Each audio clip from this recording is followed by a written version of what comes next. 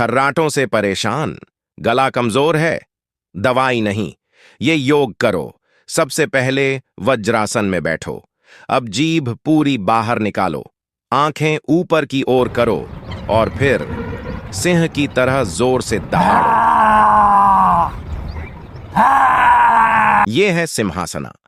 ये गले की मांसपेशियों को मजबूत करता है, एयरवे खोलता है और खर्राटे कम करने में मदद करता है। रोज 5 से 7 बार करो, फर्क खुद महसूस होगा।